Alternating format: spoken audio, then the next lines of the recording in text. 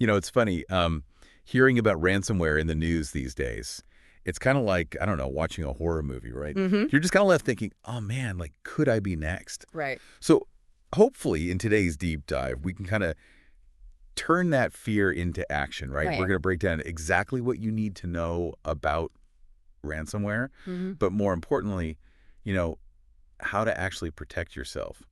Like, what can we do to make sure we don't become a victim of this stuff? Yeah, I like that approach because I always say, knowledge is power, Exactly. especially in this situation, right? Yeah. When we're talking about ransomware. And I think a good place to start is just to be super clear about what we're dealing with. Okay. Like, what is ransomware? And at its core, it's really just a fancy word for digital extortion, Yeah. right? Okay. These cyber criminals, they're banking on fear, right? Their motive is simple. It's money. Yeah. But, and this is the scary part, it's not just big corporations they're after. Right. It used to be that way. Yeah. You think about those big companies, they've got the deep pockets. Right. But nowadays, it really feels like anyone's a target. Yeah. Big or small. Absolutely. And that's what makes it so scary. And honestly, I bet some of our listeners right now are thinking, okay, but how does this actually happen? Like, is it really as simple as just clicking a bad link? Well, unfortunately, sometimes it is that simple. No. But ransomware, it's evolving, right? Okay. What we're seeing now is much, much more sophisticated. So take phishing, for example. Okay. Right? Everyone's heard about phishing, but we're way past those generic you won the lottery kind of emails. We're talking highly targeted, Right. like designed to fool even the most cautious person. Right. Imagine you get an email, looks exactly like it's from, I don't know, maybe your bank, maybe a company you do business with all the time, maybe even like your IT provider. Oh, wow. And they're asking you to reset your password. Oh, wow. That's sneaky. It is sneaky. And it highlights this crucial point from one of the sources you shared, the cybersecurity considerations for consumers of managed services document. Okay. And it reminds us that even if you outsource your IT, you still got to be vigilant, right? Right. Because a weak link in their security is a weak link in yours. It's all connected. That makes a lot of sense. So it's not enough to just trust that, everyone else has our backs. We got to be actively involved in our own cybersecurity, it sounds like. Absolutely. Okay. So phishing, that's a big one. What are some of the other ways that these attackers are trying to kind of sneak in? What other doors are they trying to open? Yeah, well, if phishing is like the front door, right? There are a few other ways they try and, sneak in through the back. Yeah. So exposed services, for example, things like, remote desktop protocols. You might know them as RDP. Right. And if those are left open, well, it's like leaving a window unlocked, right? Same goes for those content management systems. A lot of websites use these, and if there are vulnerabilities, well, that's another way in. Okay, so those are things I've definitely heard of. Yeah. Anything else we should be really aware of, or are those kind of the big players in this space? Those are big ones, but definitely a couple more to keep in mind. Okay. So drive-by downloads, malvertising. Right. These are still a thing. Yeah. And this is where you might accidentally download some malware from a website that's been compromised, or maybe you click on an ad that looks totally legit. Right. But it's not. Gotcha. And it really highlights how important good cyber hygiene is.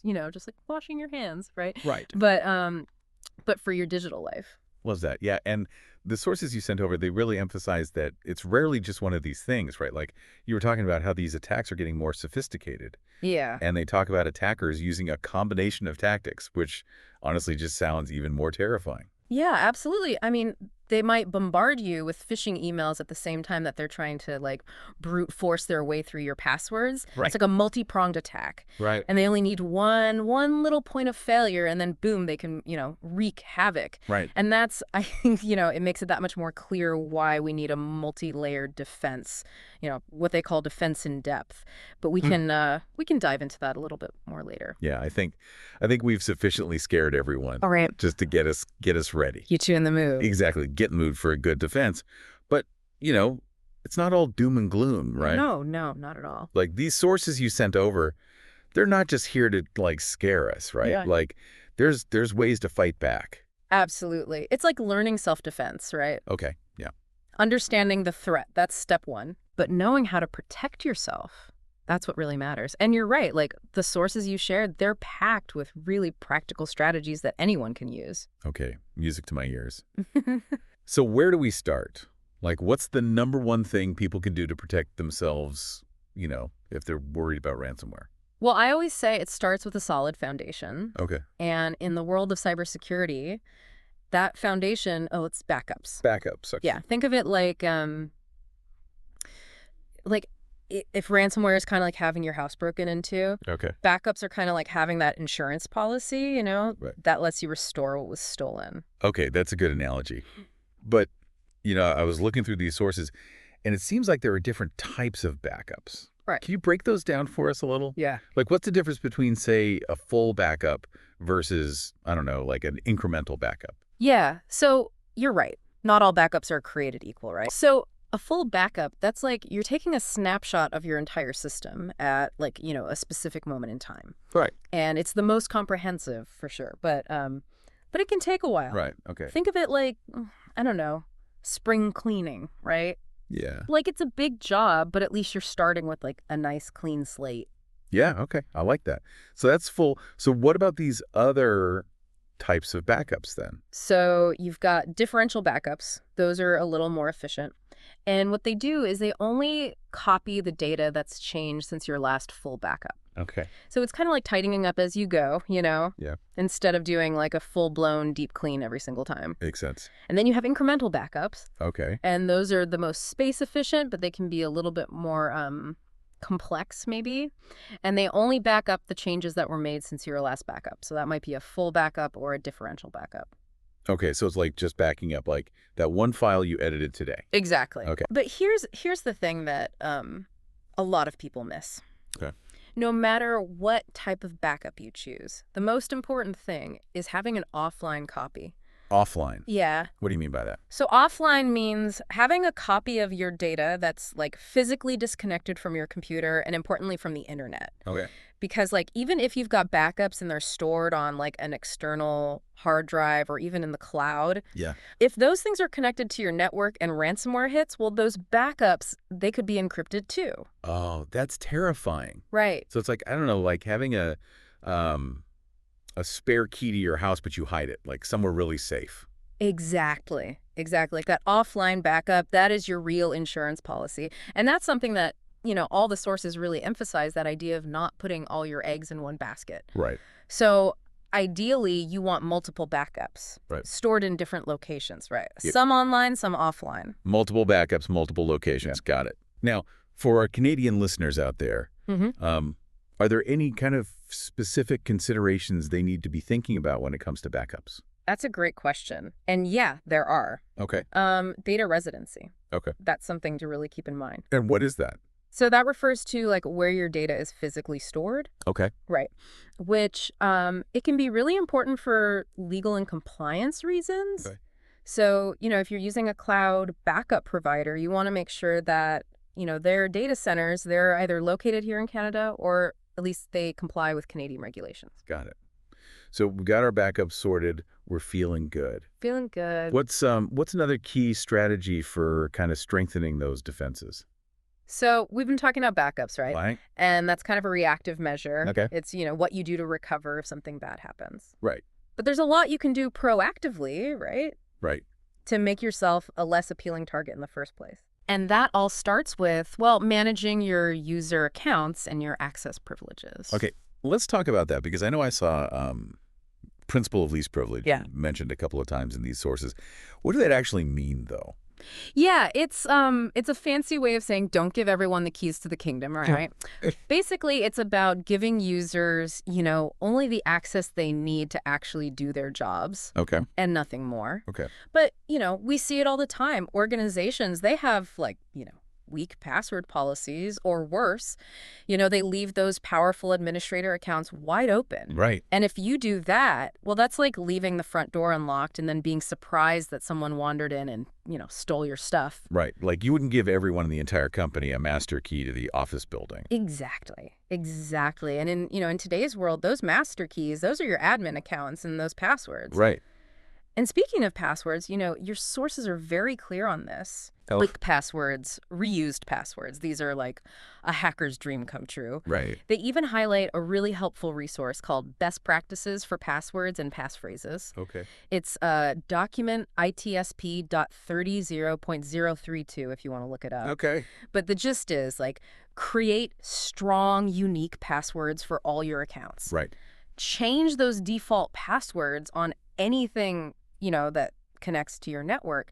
And this is key. Like if you're struggling to keep track of all those passwords, which let's be honest, it's a lot, right? Yeah. A password manager can be like a lifesaver.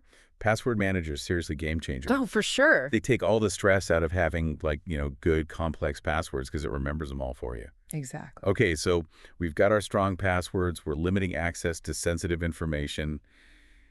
Anything else like proactive we can do? Yeah, let's talk about email security for a sec. Because Okay. we already touched on phishing, right? Right. Which often starts with a deceptive email. Right. But there are ways to make it a lot harder for those phishing attempts to even reach your inbox in the first place. Okay, now that sounds promising. What's the secret? It's all about email domain protection. Okay. Think of it like this.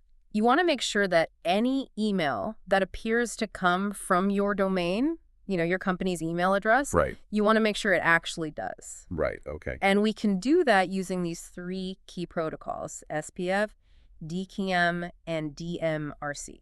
Okay.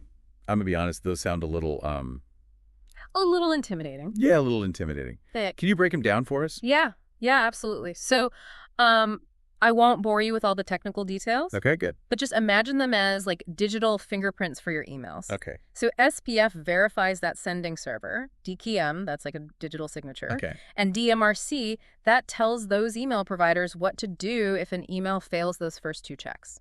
So these 3 things, they work together to make sure that like your emails are the real deal. And that makes it much, much harder for those phishing emails to slip through the cracks. So it's like having like a super secure postal system, but for your email. Exactly. It's all about adding those layers of verification. Okay. Making it as, as difficult as possible for the attackers to impersonate you.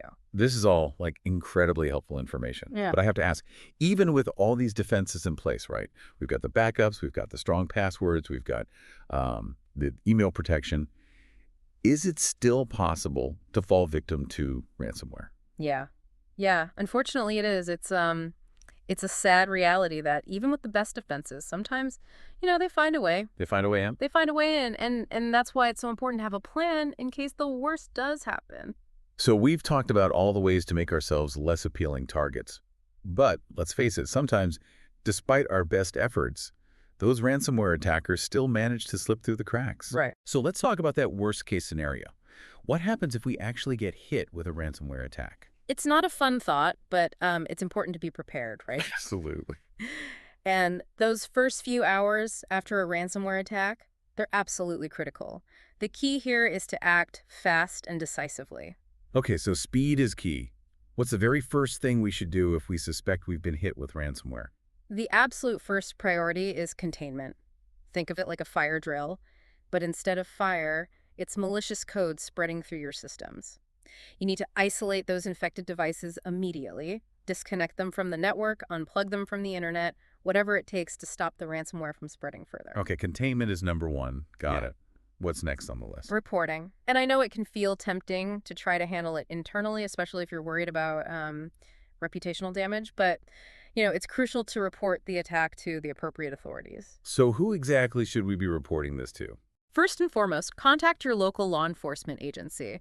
They can help document the crime, and they might even be able to assist with the investigation. In Canada, you can also report the attack to the Canadian Anti-Fraud Centre and the Cyber Centre. They have dedicated teams that deal with cybercrime, and your report can help them track these attackers and prevent future attacks. Reporting. Check. Okay, so we've contained the damage, we've reported the attack, now what? This is where those backups we talked about earlier come into play, right? Exactly. This is where that insurance policy comes in handy. But before you start restoring from backups, there's one crucial step you don't want to miss.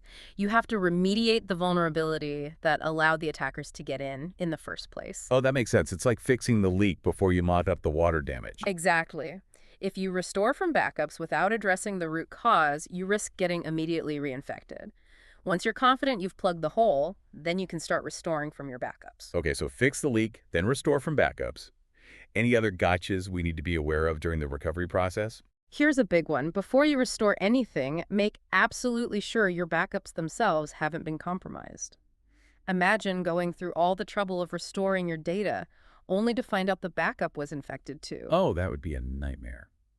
So how can we be sure our backups are clean? Run a scan with your antivirus or anti-malware software.